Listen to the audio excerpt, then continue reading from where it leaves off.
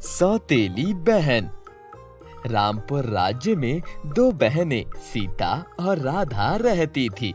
सीता राधा से बहुत प्यार करती थी, परंतु राधा सीता को जरा भी पसंद नहीं करती थी, क्योंकि सीता राधा की सौतेली बहन थी। एक दिन उनकी पड़ोसन घर आती है और कहती है, अरे राधा, मैंने सुना है कि जंगल के उस ओर एक गंगा बहती है जो सभी की मनोकामनाएं पूरी करती है। राधा उसकी ये बात सुनकर हैरान हो जाती है और कहती है, क्या एक गंगा लोगों की मनोकामनाएं पूरी करती है? पर कैसे? हाँ, सही सुना। वो गंगा कोई आम गंगा नहीं है। वो सभी को अच्छा ज्ञान देने वाली गंगा है और अच्छे मन की गंगा है। उस गंगा में नहाने वालों की सारी मनोकामनाएं पूरी हो जाती हैं। अरे वाह, फिर तो मैं जरूर जाऊंगी और उस गंगा में नहाऊंगी।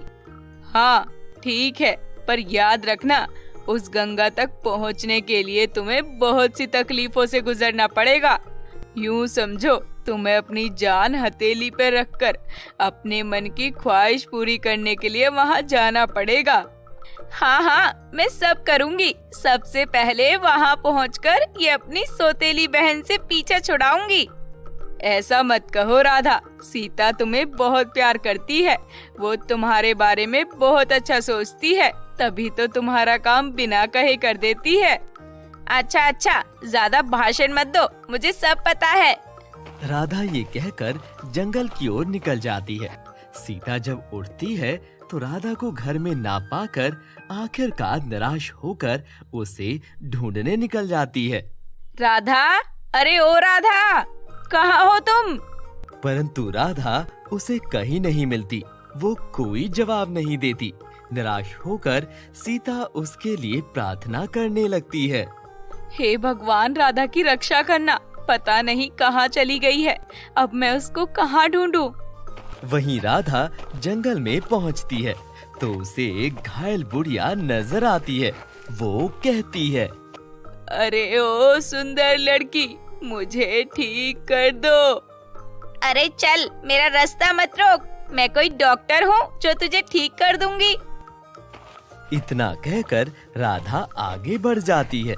वहीं उसको एक बूढ़ा आदमी मिलता है जो बहुत प्यासा था। अरे बेटी, मुझे बहुत प्यास लगी है, कृपया करके पानी पिला दो। मरता है तो मर, वैसे भी बूढ़े लोगों की इस राज्य में जगह नहीं है। ऐसे वो किसी की भी मदद किए बिना आगे चल पड़ती है। थोड़ी दूर जाकर वो थक हार कर एक जगह पर एक पेड़ के नीचे बैठ जाती है। उसे लगातार चलने के कारण भूख महसूस होती है। वो पेड़ से कुछ फल तोड़ के खाने लगती है तो थोड़ा सा खाकर फेंक देती है। अरे इतना बेस्वाद फल है, इसने तो मुंह का जायका ही खराब कर दिया। इससे अच्छा तो ना ही तोड़कर खाती।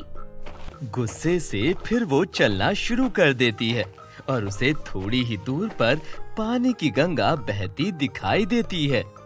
ये मैं पहुंच गई। अब मुझे उस मनहूस सीता की शक्ल देखने को नहीं मिलेगी। अब मैं अपना एक शानदार महल बनवाकर उसमें रहूंगी। राधा ढेर सारे सपने आंखों में सजाकर गंगा की ओर बढ़ती है और गंगा में कूद जाती है। उसके गंगा में जाते ही राधा का सारा शरीर काला हो जाता है। अरे मेरे हाथ, ये मेरे शरीर को क्या हो गया है? ये ऐसे कैसे काला हो गया? ये तो अपशगुन हो गया है। राधा रोने लगती है। तभी उसे गंगा की आवाज सुनाई देती है। तुम एक खड़ूस और मगरूर लड़की हो। तुम्हारी इस गंगा के पास से कोई भी मनोकामनाएं नहीं पूरी की जाएंगी। परंतु क्यों? मैं इतने कठिन रास्ते से यहाँ मुश्किल से आई हूँ। तुम मेरे साथ ऐसा अत्याचार नहीं कर सकती। तुम मुझे ऐसे काला बदसूरत नहीं कर सकती, क्योंकि तुमने हमेशा अपनी बहन को अपना नहीं समझा, उसका हमेशा बुरा सोचा।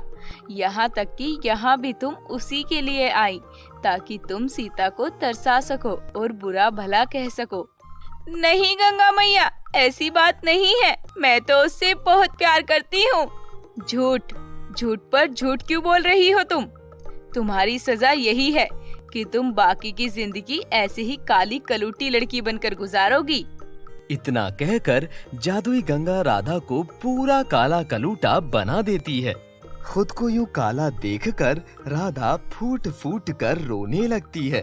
गंगा उस पर जरा भी दया नहीं करती। वहीं सीता राधा को तलाश करने जंगल की ओर जा रही होती है और राधा वहां से रोते हुए वापस आने लगती है। सीता को रास्ते में वही बूढ़ी औरत मिलती है। अरे माता जी, आप तो घायल हैं, आप यहाँ क्या कर रही हो?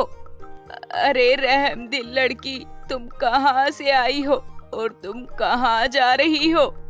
मैं अपनी बहन को ढूंढ रही हूँ, वो कहीं खो गई है। आप प्रार्थना करना कि मुझे मेरी बहन मिल जाए, क्योंकि मेरा उसके सिवा कोई नहीं है इस दुनिया में। हाँ बेटा, तुम अपनी बहन से जरूर मिलोगी। बस तुम यहाँ से सीधे रास्ते पर चली जाओ। आगे एक गंगा है, तुम्हें तुम्हारी बहन वहीं पर मिलेगी। सीता बुढ़िया का धन्यवाद करके वहाँ से निकल जाती है। आगे उसको वही बूढ़ा प्यासा आदमी मिलता है। वो उसे भी पानी पिलाती है।